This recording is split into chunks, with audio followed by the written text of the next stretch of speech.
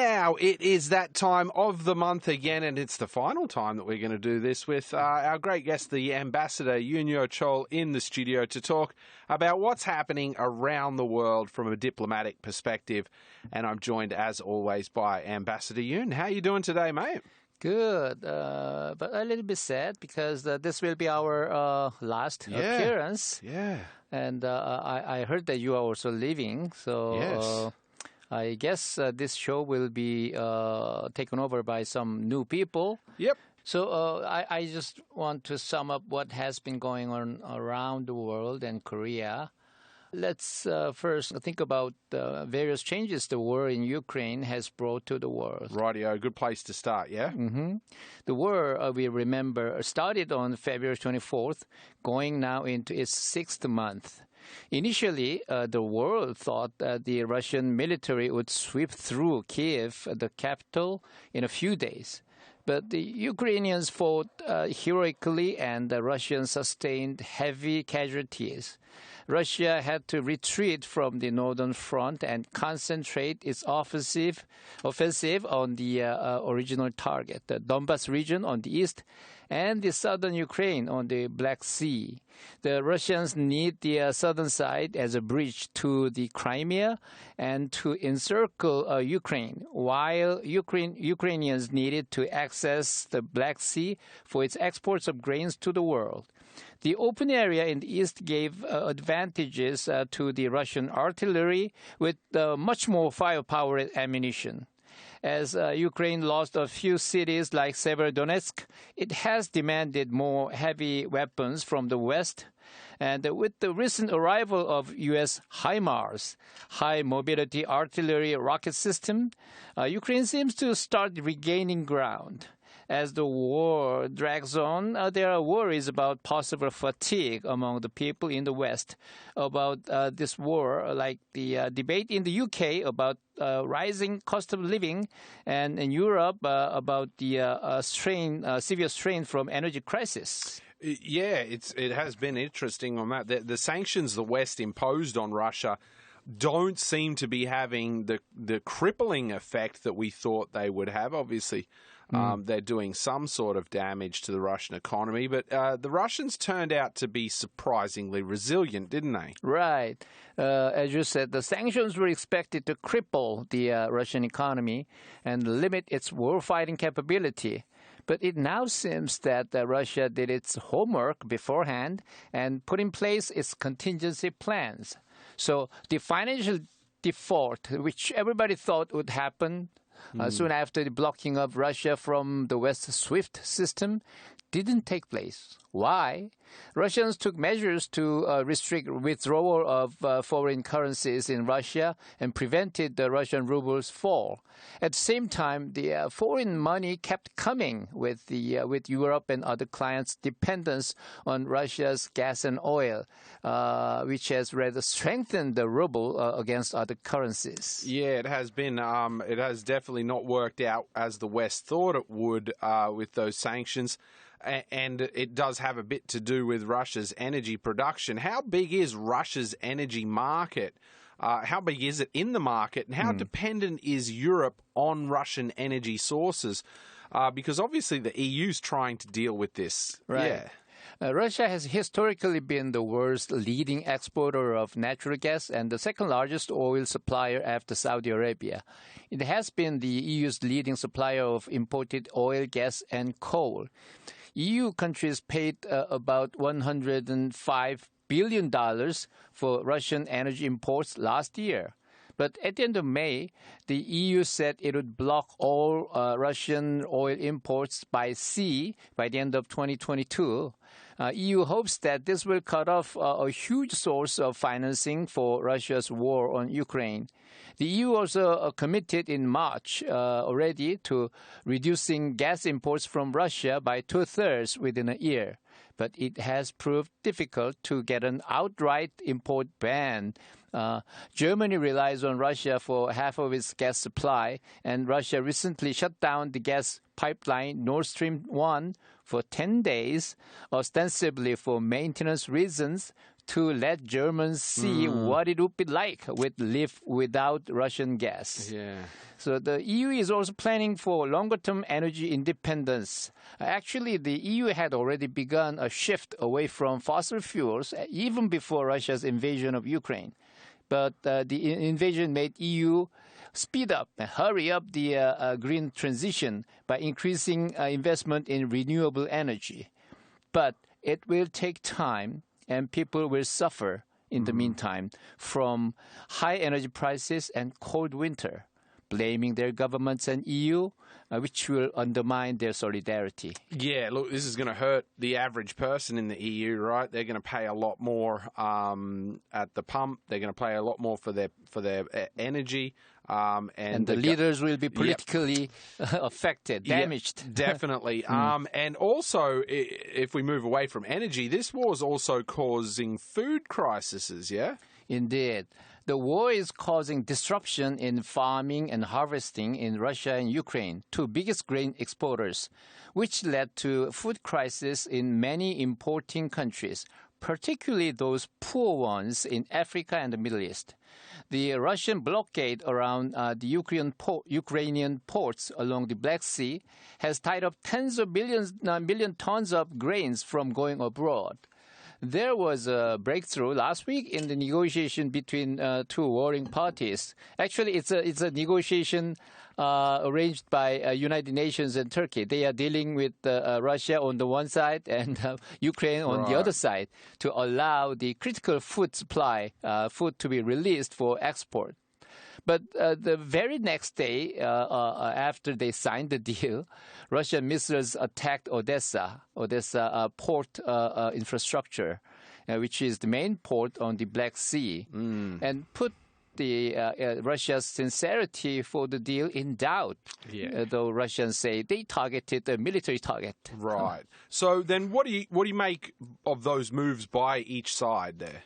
Well, firstly, as I mentioned before, the era of globalization that arrived at the end of Cold War aimed at the most efficient production of goods and services with the cheapest resources around the world to achieve maximization of our well-being is effectively over. Germany, in particular, has been totally disillusioned by what happened to their decades-long effort to forge friendly ties and interdependence with Russia, with its Westpolitik and energy trade. Now the world is again divided into blocks, and you trade only with those you trust, whatever cost you may have to pay. This turn of events made economic security the talk of the town, after the dependence on Russian energy and grain turned out to be a poison pill for Europe. Secondly, I'm also struck by the determination of European countries to pursue independence and security rather than minimize immediate economic loss. With their experience of centuries of war and reconstruction, they know what is at stake. Independence and security is something vital to all the other activities in your life, they realized, particularly those bordering Russia. Right. Thirdly, now this division poses a challenge for Korea, a country most dependent on foreign trade and investment and stable international environment, about the course the country should take to secure its independence, values, as well as its economic interests. Right, yeah. So, look, it is an interesting time all around the world for it. NATO seems to be, though, further hardening its position vis-à-vis Russia at the latest summit in Madrid. President Yoon was invited there too, wasn't he? Right. So NATO showed a firm position at the summit in Madrid in June by declaring its plan to put 300,000 troops at high readiness across the continent and inviting Finland and Sweden as new members. NATO clearly identified Russia as a main threat in its strategic concept paper and China's policies as challenges to their interests, security, and values. In the meantime, Korea, Japan, New Zealand, and Australia, so-called Asia-Pacific 4, joined the summit for the first time. As widely reported, President Yoon in his speech said that the international community is facing complex security threats that cannot be resolved by a single country. He stressed Korea's role in cooperating with NATO in safeguarding universal values. He added that he looks forward to cooperation in economic security with NATO countries.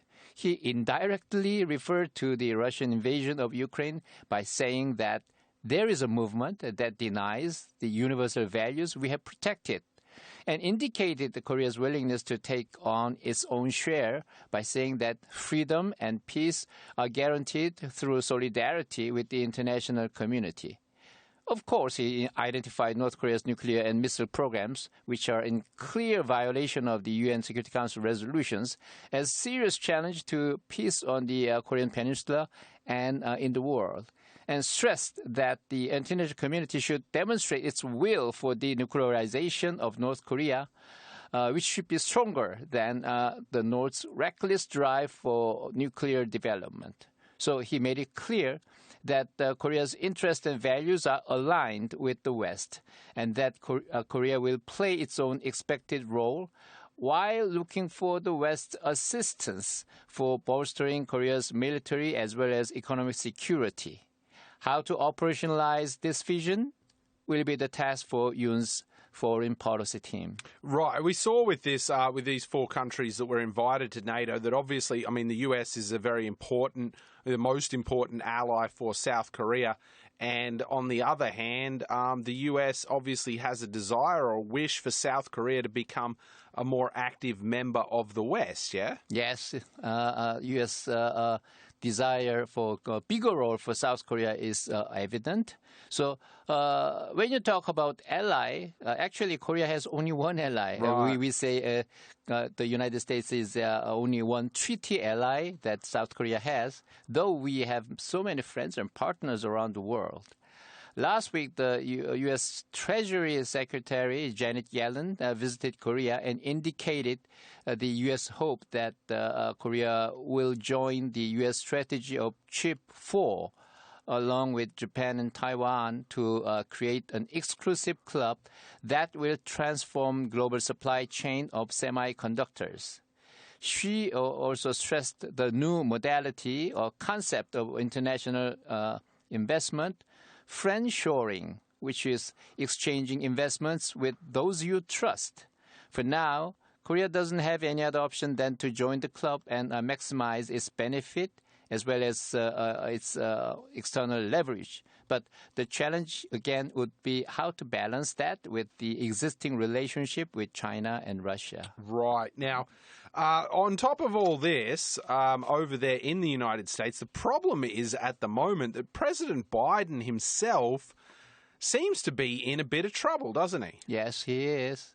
Well, his team miscalculated at the outset the resilience of Russia to the sanctions by the West, and Biden's eagerness to accelerate U.S. transition to green energy to fight climate change resulted in underinvestment in fossil energy infrastructure, which made it difficult for the United States oil industries to increase its production to cope with the high prices of oil and gas.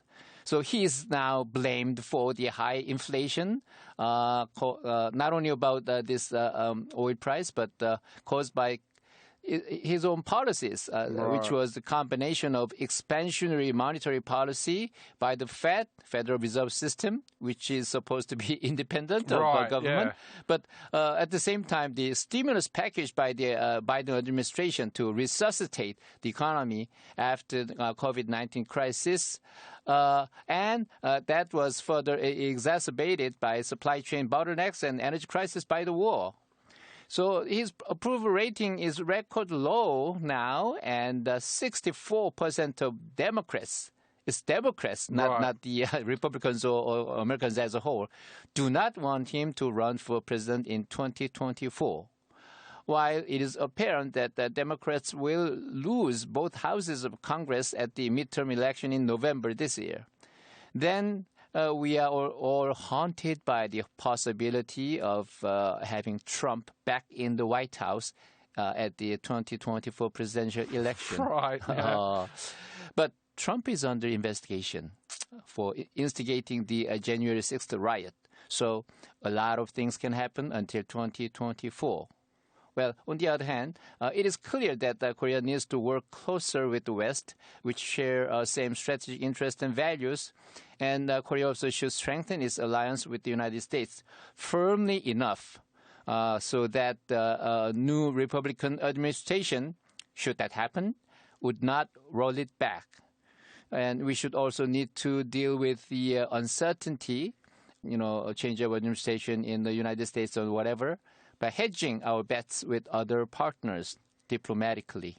That will be, once again, a very delicate job for the Yoon administration. Definitely not an easy time to come in and be the president of any country at the moment, is it?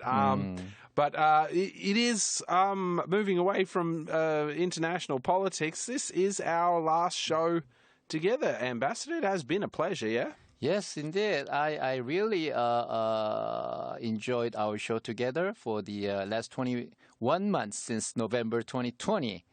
This has been an excellent learning experience for me. And I hope our listeners in Gwangju also enjoyed our talks, not only about the information and facts, but also about how to see those international events in perspective and think about their impact on us now and our options for the future. But most of all, what kind of country Korea is and what Korea should be. It's all in your hands, citizens of Gwangju. Thank you so much, and I wish you all the best. Yeah, it's been an absolute pleasure and an honor having you on the show for the past couple of years, Ambassador. All the best in the future, and hopefully one day we will meet up again, Ambassador. Sure, inshallah.